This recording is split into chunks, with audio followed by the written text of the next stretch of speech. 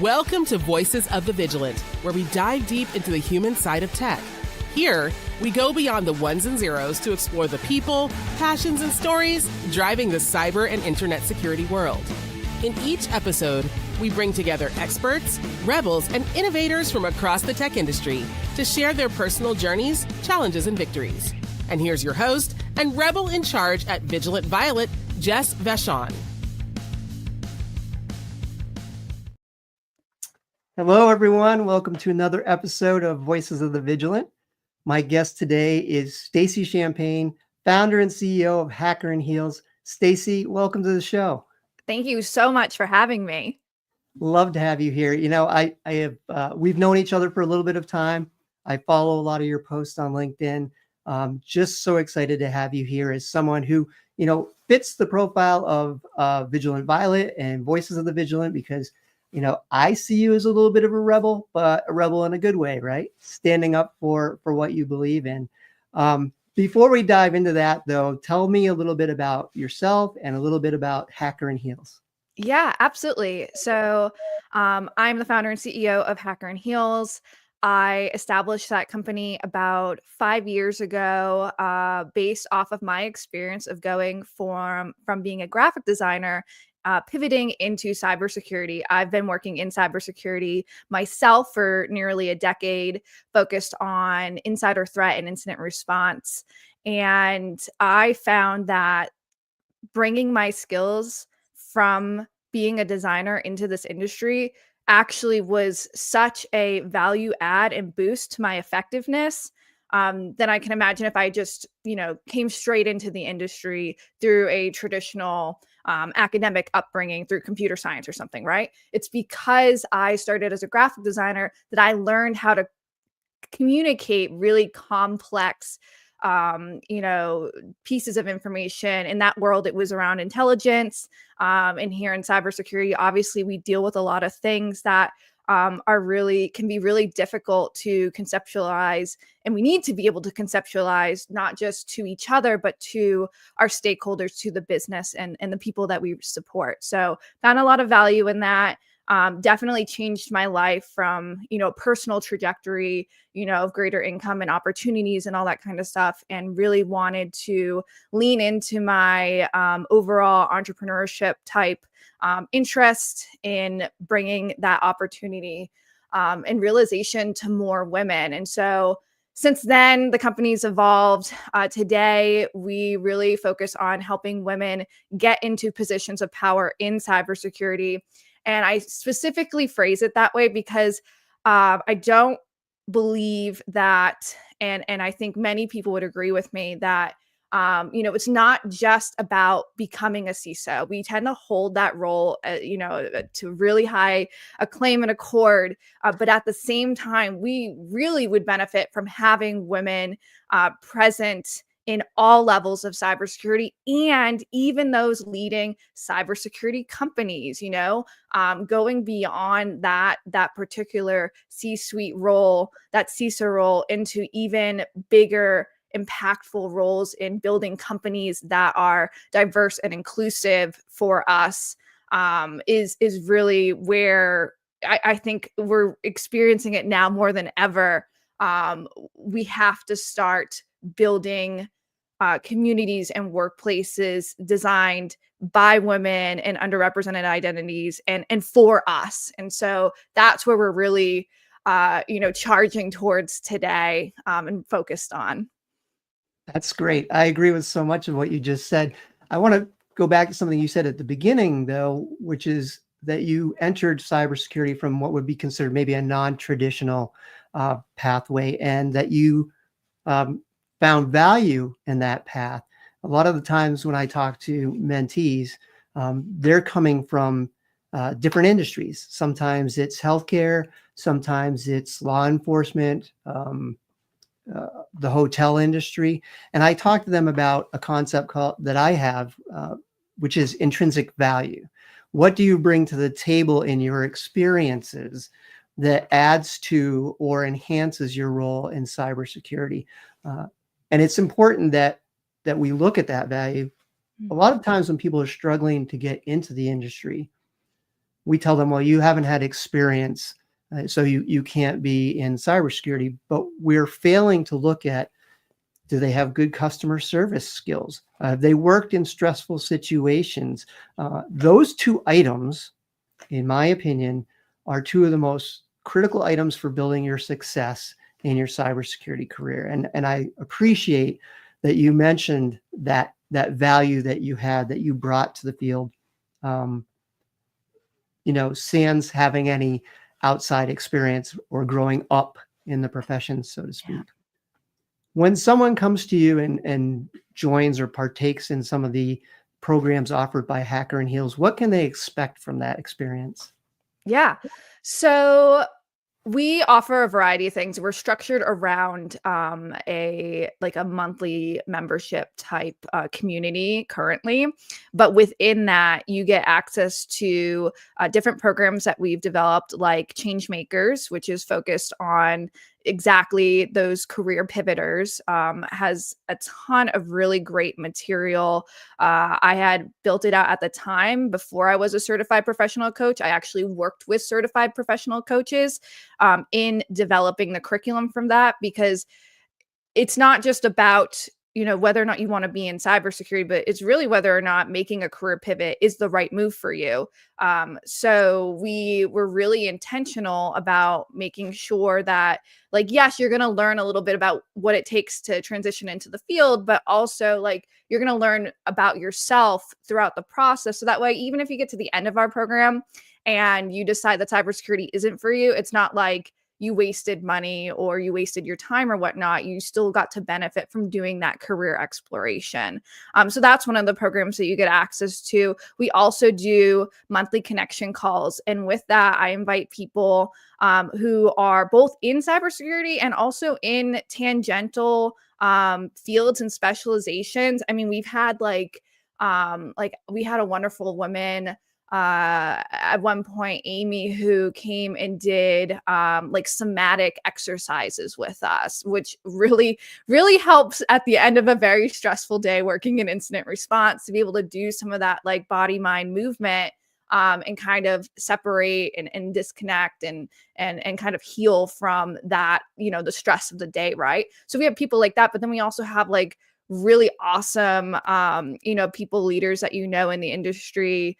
We just had Mel Reyes, who has been a just tons of years of experience and influence across the cybersecurity industry. He came and talked with us last month, and so that provides opportunity for all of us to get together once a month, learn, and also be able to support one another. And then lastly, one of our biggest draws that we have, and we have one going on right now, is our study squads.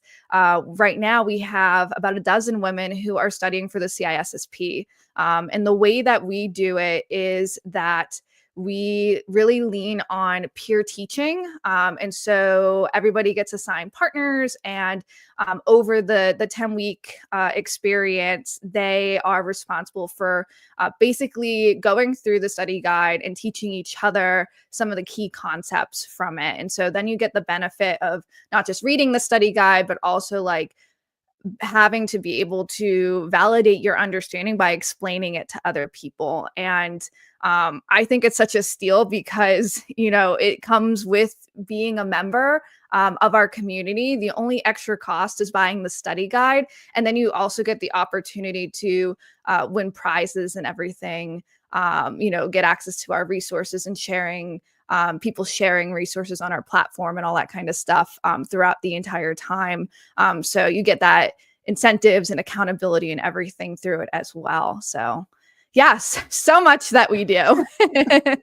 And so I assume, as a business owner, as a leader, as a teacher in this endeavor that you've pursued, that you want to measure the satisfaction and the accomplishments of those that go through the program.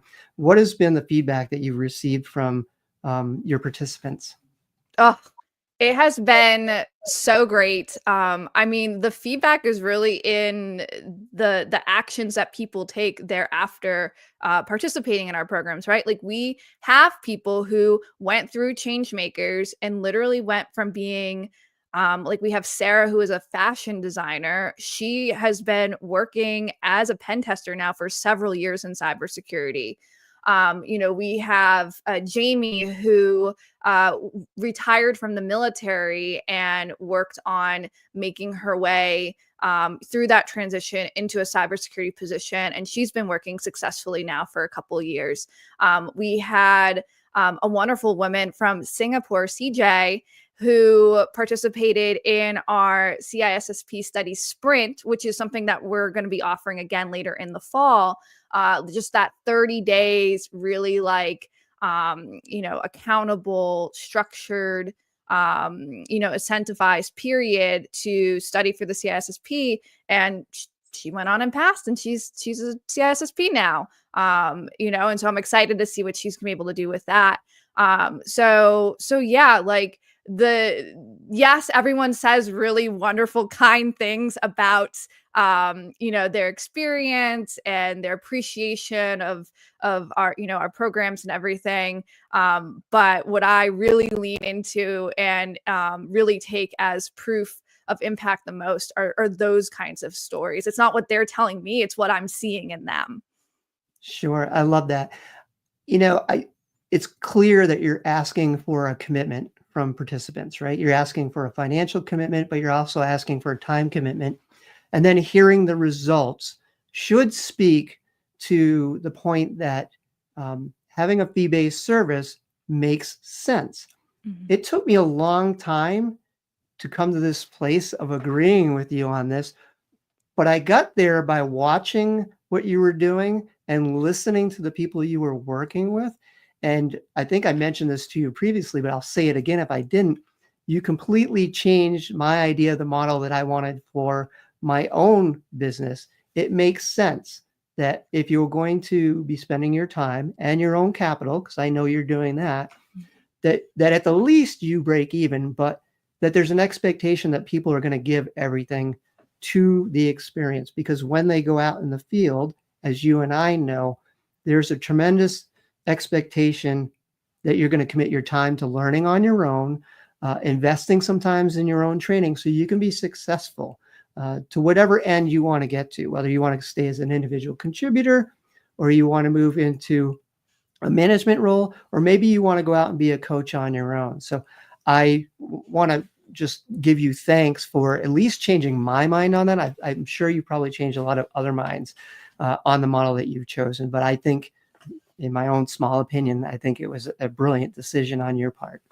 Thank you. I appreciate that. And yeah, we as women especially spend a lot of time investing in gathering knowledge and experience and skills that are valuable. And anytime that we don't, take time to acknowledge that through investing in each other, we do ourselves a disservice. We basically devalue ourselves and each other through that. And so there are ways to, recognize that,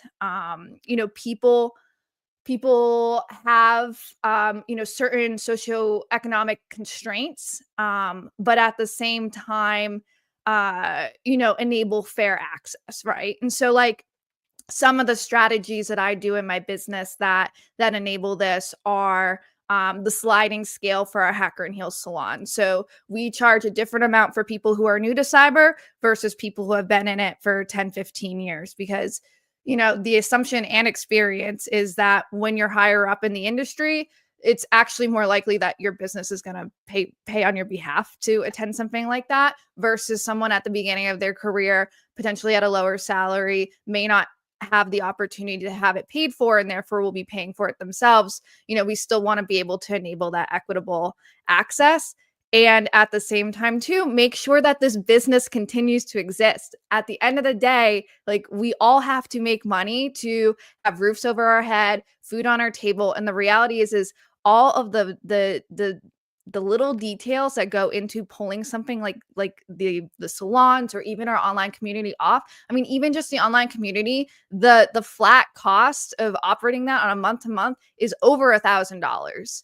So $1,000 to have that space exist, where does that money come from if you are not paying for it in some way, shape, or form, right?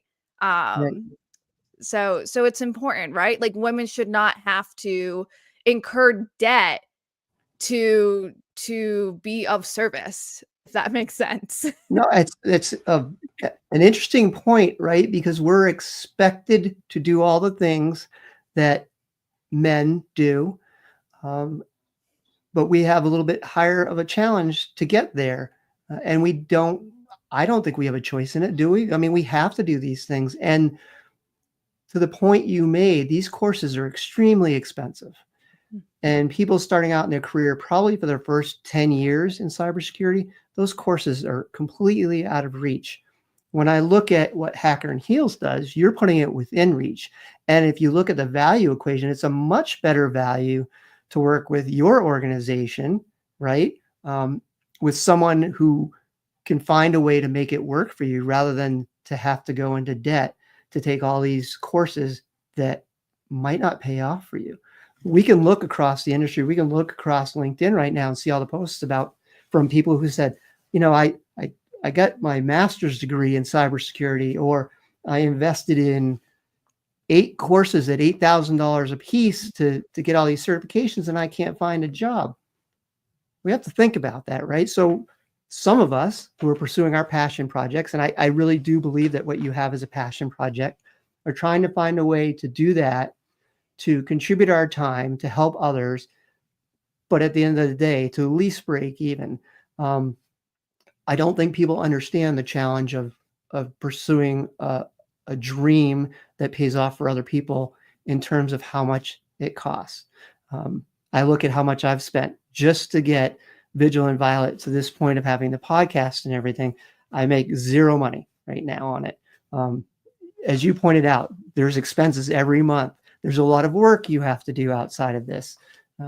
I know that you probably have some partnerships you've built to help you with that, but you got to pay for those too every time you have one of those partnerships. So when we consider costs, relatively speaking, it sounds like Hacker and Heels is a value, like a huge savings for people and something that they should be pursuing. Just my own diatribe on that for your edification. Yeah, I mean, literally the whole point of change makers, you know, a big aspect of it is helping people discern between going and doing a degree program or doing one of these boot camps or something else and recognizing the potential cost of it. I mean, you know, if someone just launches themselves into cybersecurity without doing some of that reflection and coaching and review first, I mean, they could waste thousands of dollars versus just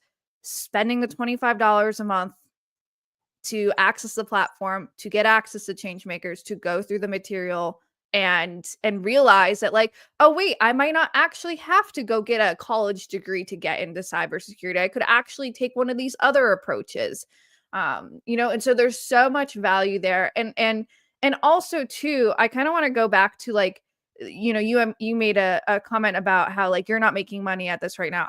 I'm not making money at this right now, but we need women to run companies making massive amounts of money, because when you run a company and when I run a company, we run it with our values first, and our values are very different from the values that we currently see from some of our, you know, monolith companies out there in regards to how they treat employees, how they pay, all that kind of stuff.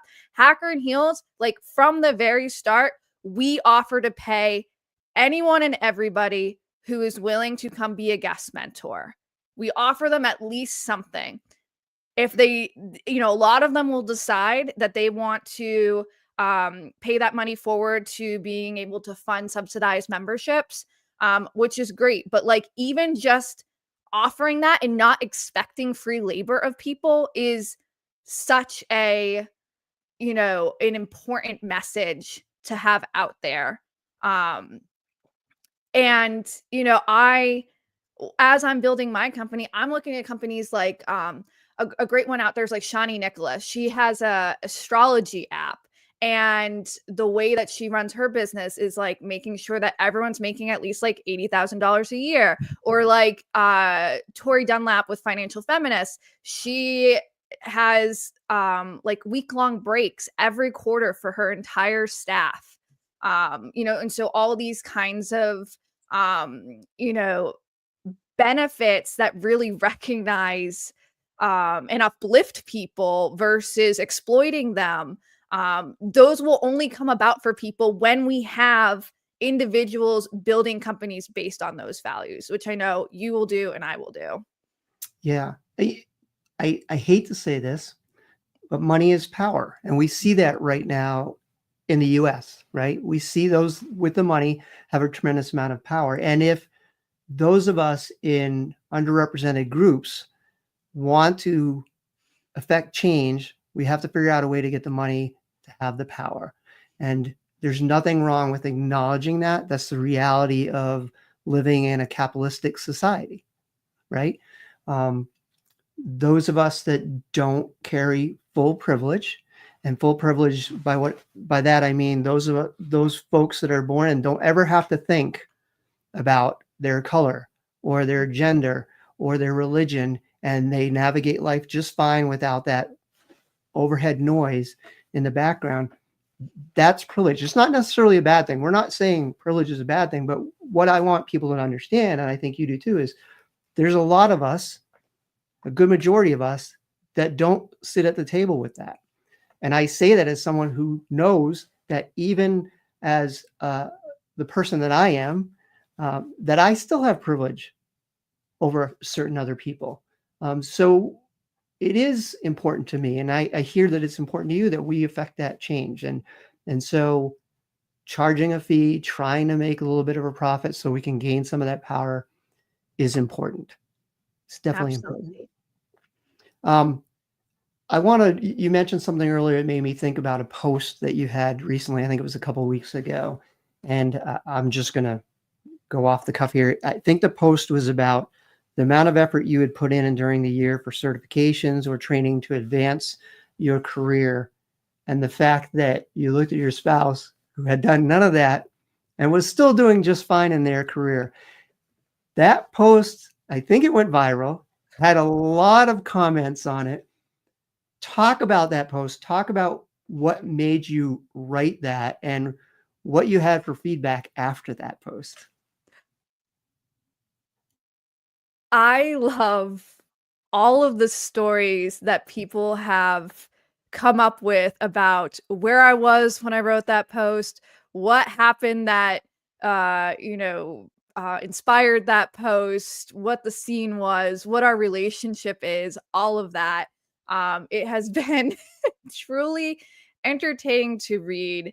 The fact is that we are, the the post was exactly as what you said, right? It was a reflection of how women often have to lay out a 10-point achievement plan for every year performance and hit on those things or risk an excuse.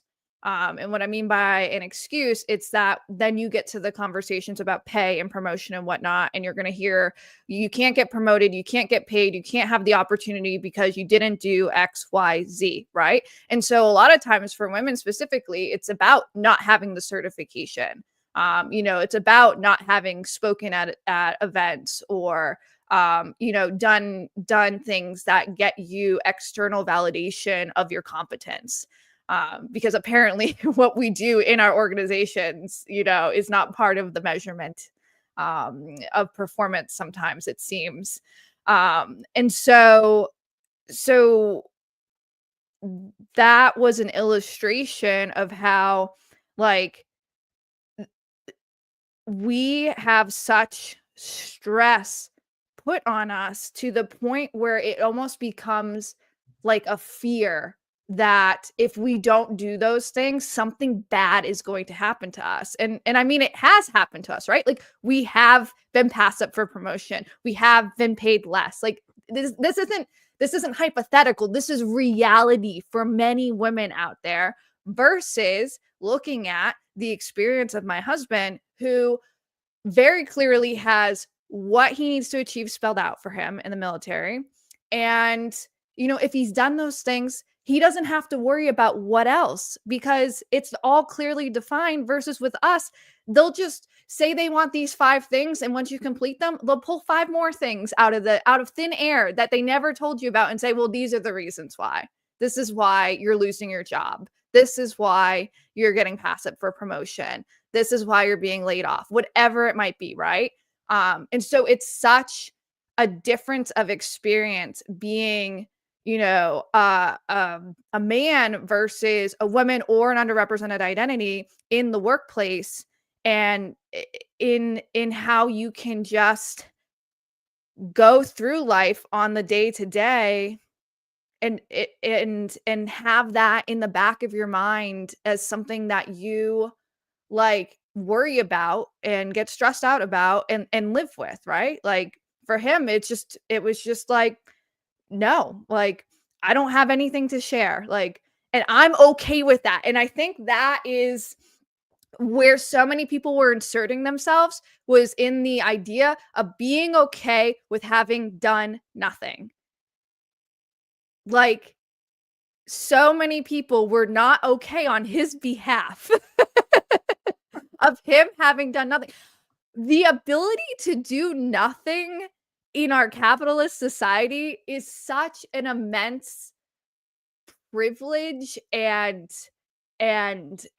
gift, and almost like a middle finger to capitalism, that, like, yeah, like, that's something to celebrate. That's not something that we should look at as a negative. We should look at that as like, man, you escaped the system. Kudos to you, right? Yeah.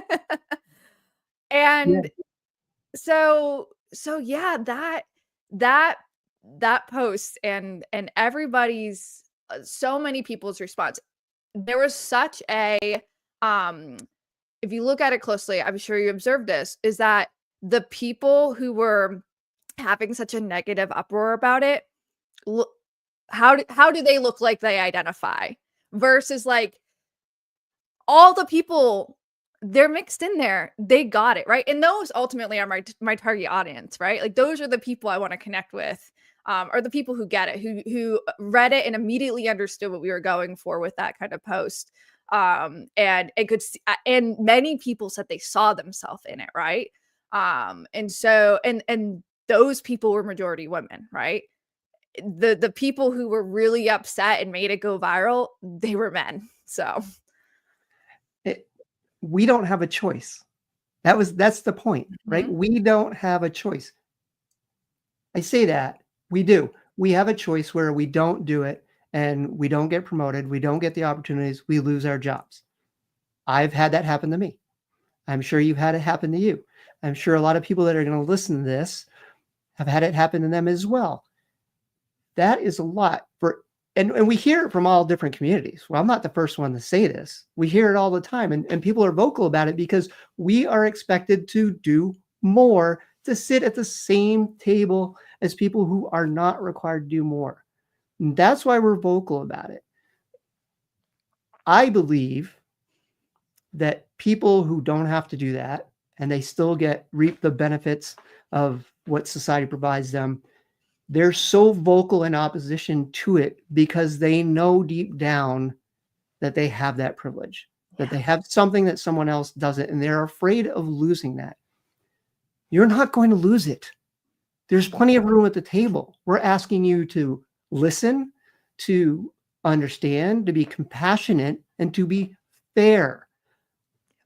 Relative to the US, we're all supposed to have the same rights and privileges under the Constitution. When we demand changes to allow that to happen, that is not asking for something we're not due. That's asking for something we are supposed to have that has been taken away. So I appreciate that you have found a way to have your voice heard and engage people so that they think about what they're saying and how they live their lives. If you live your life in extreme comfort and relaxation, look around. Help those that are not living that way, because there are hundreds of millions, if not billions of people on this planet that don't have the luxury of waking up relaxed in the morning and going to bed relaxed at night. All right, I went down a little path there, but I'm very passionate about it. I know you're very passionate about it, and because I have this platform, we're going to talk about it. And I know you and I talked about this. It.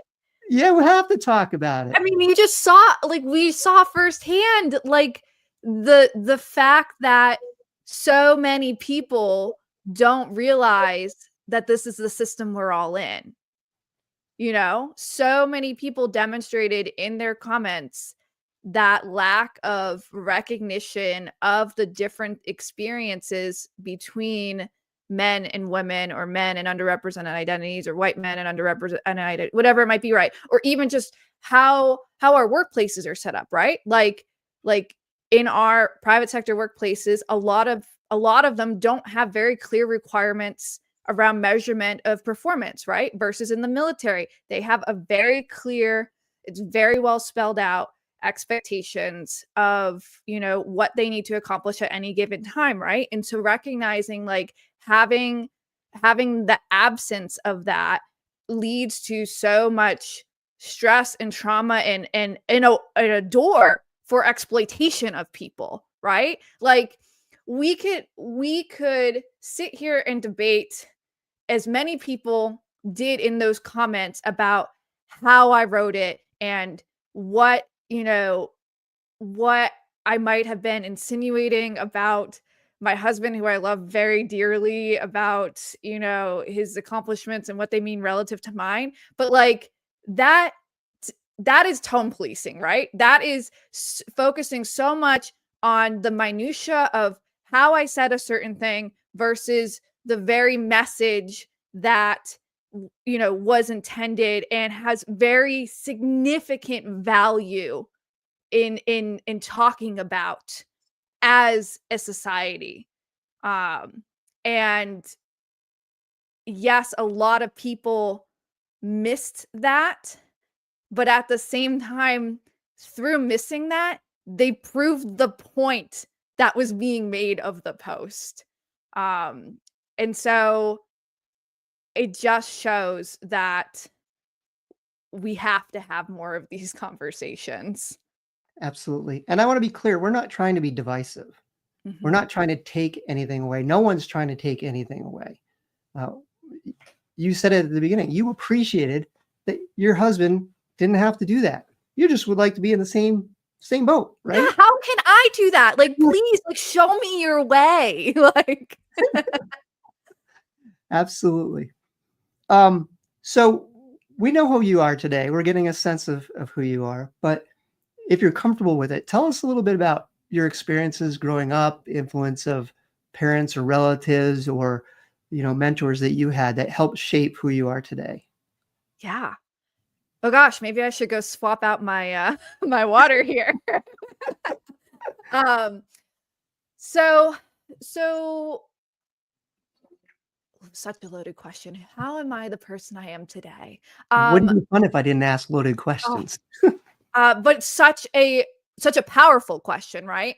Because it's kind of like, what I've learned from becoming a certified professional coach is that, like, none of this is siloed. Everything is interconnected. Who I am as a, efficient and effective cybersecurity practitioner is directly related to my upbringing and the other facets of my life, right? And so there's so much value in exploring that. I also think it confuses people sometimes when they, do coaching with me and they're expecting we're going to talk about, I don't know, certs or trainings or conferences or whatever. And I'm asking them about, like, different facets of their life and their level of satisfaction and how that all plays in and stuff like that. So with me, I was very fortunate to be to have accessibility to technology at a very young age. I had a grandfather who was a pilot, and he was also very, and I say he was a pilot because you can imagine being a pilot in, like, I don't know, the 80s and the 90s. Financially, that helped, right? And so he was able to, and he would always buy the latest and greatest thing. He would buy a computer, and then, like, 6 months later, he'd buy another computer. He would also, like, download just terrible things onto it. Like, oh my gosh, wasn't there like a monkey that contained malware or something at one point? Like, he would have, like, it would look cute and you could ask it questions or whatever, but it was totally just spyware. So he would get like those kinds of things and his computer wouldn't work. And then he would just go buy another one, right? So he kept on buying all these computers. And at one point we started to, like, take them out of the closet, and, like, I got one, my brother got one at very young ages. And I think that helped out a lot with me just feeling comfortable with tech, early on, and then here forward, right? Another aspect of my upbringing was being involved in the FIRST robotics program. So FIRST was founded by Dean Kamen. He invented the Segway, which then people tend to ask, oh, is he the one who drove off the cliff on the Segway? No, that was a different person. And also, Dean invented a lot of other really important inventions, like kidney dialysis machines, artificial heart stents. So, like, really just a sharp, person. But he created this robotics competition program, and it starts like, I think they even go as young as, like, pre-K, but, like, K through 12, where you go and specifically for the robotics, the high school robotics program, they give you a challenge. You have several weeks, a kit of parts. You basically go and play a form of, like, a sports game with robots. And so my brother was actually on the founding team at our high school. And so I saw him doing that, which got me to do it at the middle school level. And then I moved up into the high school level, and I was always involved. And I even went and worked at FIRST for a little bit because I had lived in New Hampshire, and that's where their headquarters is. And it was through that, yeah, woo, New Hampshire. And it was through that experience that I realized, looking back on it, that I never had those negative experiences that other people mention sometimes about how they were discouraged from tech. I mean, like, I was actively encouraged all through my upbringing that to put my hands on tech, to be involved in tech, to build robots, like, all that kind of stuff. So when it came time to go off to school, and I ultimately went and did graphic design, but then realized that wasn't going to get me to where I wanted to be, personally, financially, and all that kind of stuff. There wasn't much hesitation in making that transition over to then focus on cybersecurity, because it was almost like, well, why didn't you start here, right? Like, what's with the detour, right? With graphic design, but even in regards to spending some time in graphic design, that was just a recognition of, like, yeah, I love tech, but also I love these other things too, right? And so I, had two ways to go, and I just chose the left path instead of the right path, right? And again, we talked about at the beginning about how that, brought me around back to tech and made the journey that much more valuable, right? And so I think all of that really contributed to where I am today.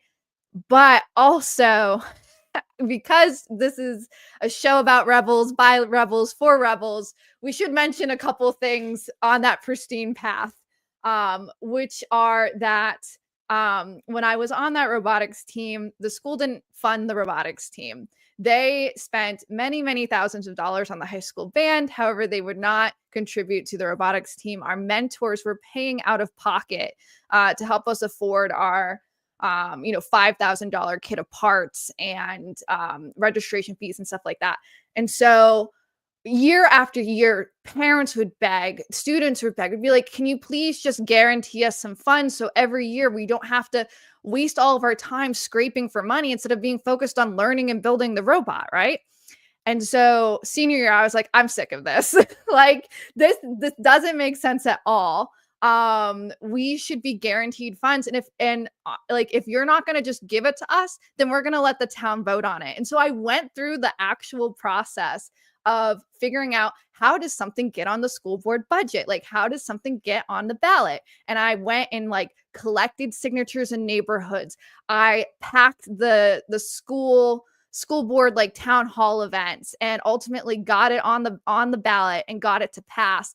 For, again, it was $5,000. Like, I wasn't asking for anything crazy. I was like, just make sure this team can exist each and every year. We don't have to worry about it. Like, we'll fundraise above and beyond if we want to go to competitions that are farther away or whatever. Like, we'll take care of that. But like, we should be able to compete at least once here locally. And so I think it was that experience. And through that experience, I had people threaten me. Like, as a high schooler, I had people on the school board threaten me about like, well, if you do this and it doesn't pass, we can't give you any money at all. And I'm like, you're not giving us money to begin with. So how does that matter, right? And I remember it was actually like a phone call conversation, and I was like, well, we'll let the town decide that, and I like hung up. I think. And so I think that experience and that win, right? That win of like going after something like that, having that resistance and overcoming it enabled me to be resilient in the, unfortunately, many other situations that I have found myself in as I've progressed through my cybersecurity career. So like, I have been wrongfully terminated. I have been laid off. And like, when you go through those experiences, if you haven't survived something of that like caliber of pushback to your character, they can be really, really tough to overcome. And I wonder, like, if it weren't for, again, that experience growing up and just having to overcome things a lot in my upbringing, if I, potentially would have left cybersecurity the first time that happened or the second time it happened or whatever, right? And so I don't wish that on anybody, but at the same time, I think it's just such a valuable way of looking at experiences of adversity as being, so immensely valuable to your life story and to your future success, than staying too long in the grief and victim stage of it, right? Yeah. Thank you for sharing that, because I think it's important for everyone to hear that, right? That's why I asked the question, because I want listeners to understand that we all arrive here in this present moment from different paths. And it's great to hear that you weren't restricted in what you could do based on gender roles. You were allowed to just go and explore and learn. And in having that model for your life, you were empowered to go and challenge a school board, to challenge authority, and to go and seek more. And that message of resilience is hugely important as well. So we just looked back. I have an empowering question I'd like to ask, and it actually looks forward. So I will pose it to you. What is your instinct telling you to do right now? Ooh.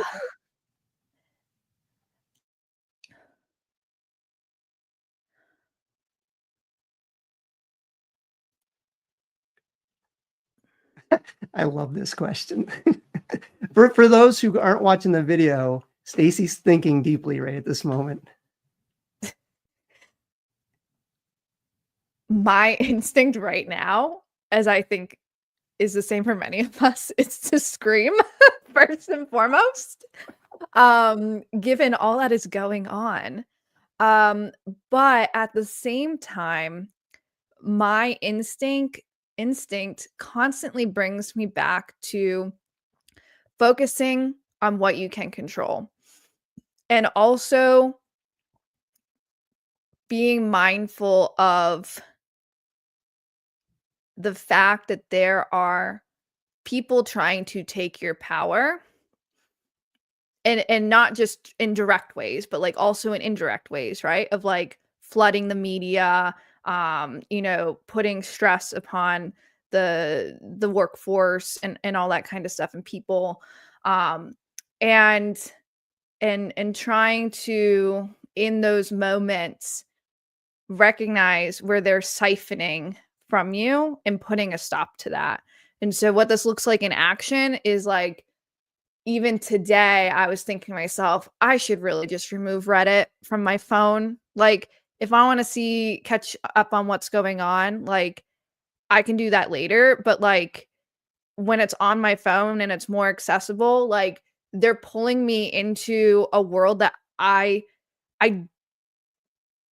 it does not benefit me to be part of right now. And there is privilege in saying something like that. But I also look at it another way, as that, like, when they are distracting me, I can't do and stay focused on the work that matters in supporting, the people around me who matter right now. Right. And so finding that balance between like having healthy boundaries and staying informed is something that I feel like my instinct is kind of um tuning into right now to try to figure out a solution for. Um yeah. Thank you. Thank you. So we're getting ready to wrap up the podcast. I want to leave you an opportunity to tell people where they can find you, and what you're working on and how to engage with you. So the floor is yours. Sure. So where we're at right now with Hacker and Heels, couple of really great things going on. Like I had mentioned, we have the CISSP study squad. We only do that once a year in the spring. So unfortunately, the doors are closed for that right now. However, we are going to be offering that CISSP study sprint in September. So if you want to stay informed on when that's going to be launching, definitely make sure you're signed up for our emails. You can go to hackerandheels.com and get signed up that way. We also on the website have a really fun quiz. It's your cybersecurity career archetype. And it's, thoughtfully put together, but not so, super scientific. Could be fun to just give you ideas of where you might take your career. And so you could do that as well and provide your email that way. Really am going to start focusing on getting some salons on the books for this year. So last year we held 2 Hacker and Heel salons. One was in Nashville and alongside Women in Cybersecurity. One was in Las Vegas alongside Black Hat, DEF CON, and all those conferences that go on during that week in August. And so we definitely want to bring that back, but we're looking at decoupling them from the conferences. That being said, the Las Vegas venue was really great. And I might actually just repeat that one again because it was so great, so much fun. And obviously so many people are around during that time. But I would love to be able to hold them in other cities. And so what I need from everybody is really, if you are part of a company or know of a company that would want to partner on an event like that. I mean, those events like at cost are, go try to rent a private dining room and see for yourself. It is thousands upon thousands of dollars, right? And so we need partnership with companies in order to make them, make them happen, right? And so we're going to be working on those. And then also too, one thing that's not very well known about, but I have been offering is one-on-one coaching. And I do it on a pay what you can type scale, right? And so I do have like a minimum, like there's a minimum amount that I do require in order to meet with me because of everything that we've talked about in this call today. So hopefully that makes sense. But otherwise, you can name your price, and there's no commitment to it. So if you want to do just one session, then that's fine. I really leave it open because at the end of the day, I'm like, well, if I'm providing value to you, you'll come back, right? And if I'm not, like, then I don't want to hold you hostage to coaching with me, right? And so under this model, I can tell you that, yes, people have been coming back for many months. They're finding a lot of value out of it. And so if you are interested in one-on-one coaching, feel free to reach out to me, and I'd be happy to share the information about that with you. Well, thank you so much, Stacey, for joining me today. And folks, if you're listening, go check out Hacker in Heels. Check out Stacey on LinkedIn. Show Stacey some love. She definitely has worked hard for it. Stacey, thank you. Thank you, Jess. Thank you for listening to this episode of Voices of the Vigilant. If you liked what you heard today, please subscribe and leave a review in your favorite podcast app. For a copy of the transcript, to follow Jess, to apply as a guest of the show, or to learn more about services from Vigilant Violet, please visit vigilantviolet.com. Until next time, stay vigilant.